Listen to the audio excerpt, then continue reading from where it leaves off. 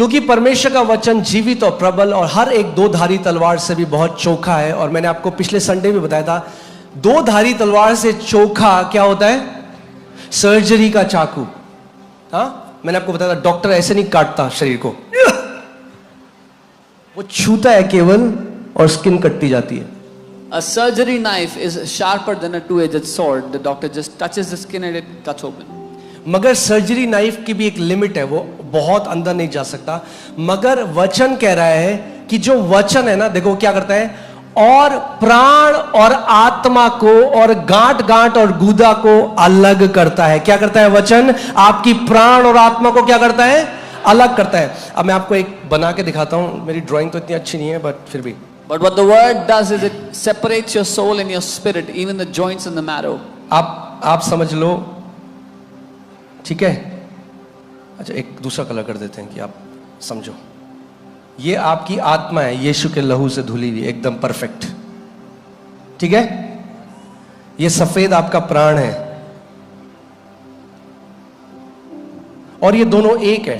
तो जब आवाज यहां से जब आता है ना, तो आपको पता नहीं चलता कि ये मेरी आत्मा से आया है या ये मेरे प्राण से आया है।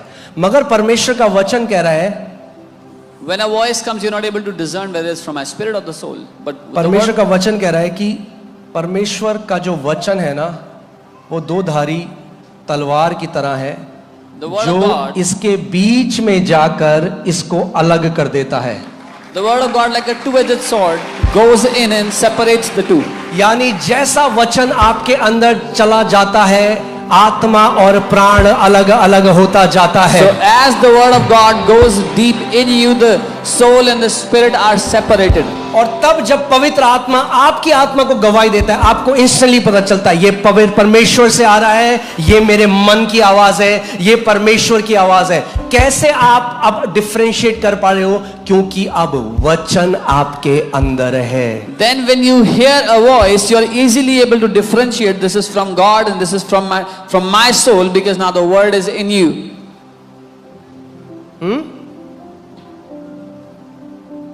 कोई आपके सामने रशियन बोले, If somebody speaks Russian, समझ में आएगी?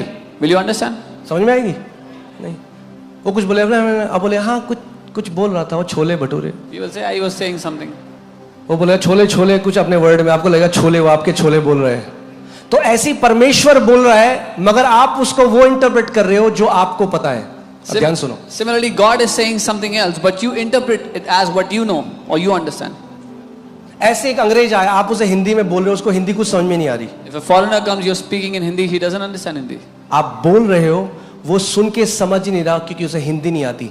मगर जब हिंदी की टेक्स्ट में जाएगा और पढ़ेगा ओ आ क ख ग घ, जब जो लिखा हुआ है वो अंदर जाने लग जाएगा, तो सुनना समझ में आने लग जाएगा।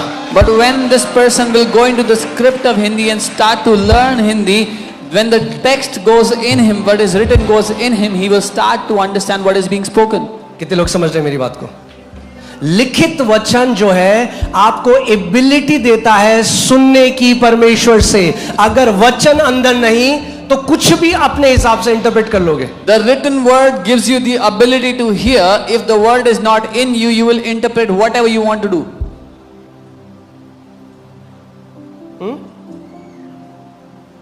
आप एक दर्शन हो सकता है, जेन्युइन दर्शन परमेश्वर ने आपको दिया, genuine Darshan. It could be a मगर आप genuine उसका vision. बहुत बैड इंटरप्रिटेशन लेकर बाहर आए। It could be a genuine vision that God has given you, but you will take a very wrong interpretation out of it. मैं आपको अपने जीवन से बताता हूँ ये कैसे हुआ। I'll tell you from my life what मुझे happened. बहुत एक्सट्रीम वो जो मेंटल वो जो नर्व डिसऑर्डर था उसका दर्द होता था।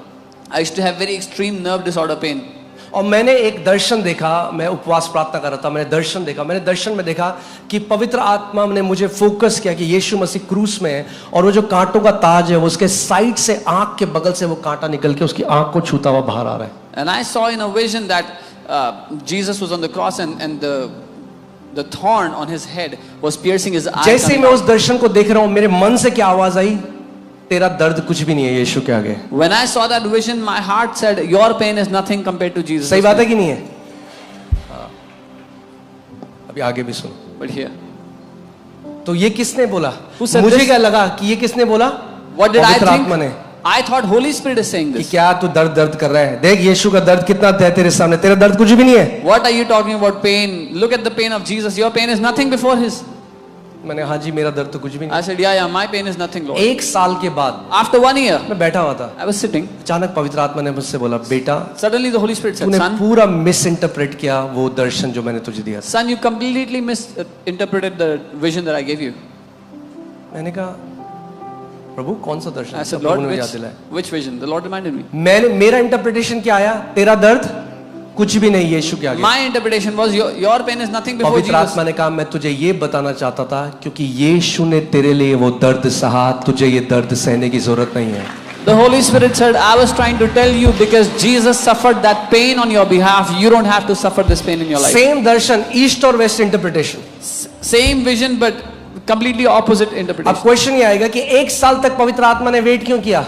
But the question is, why did the Holy Spirit wait till 1 year? उस एक साल में मैं यीशु की पहचान में बढ़ा वचन के द्वारा। Because in that 1 year, I grew in the identity of Jesus by the word of God. यीशु ने चेलों का मैं तुम्हें बहुत बातें बताना चाहता हूं मगर अभी तुम उनको नहीं समझ सकते। Jesus- मगर जब वो सत्य का आत्मा आएगा तब तुम्हें सब सत्य बताएगा। Jesus said to the disciples, I want to tell you many things, but I cannot. But when the Spirit of truth comes, He will tell you all truth.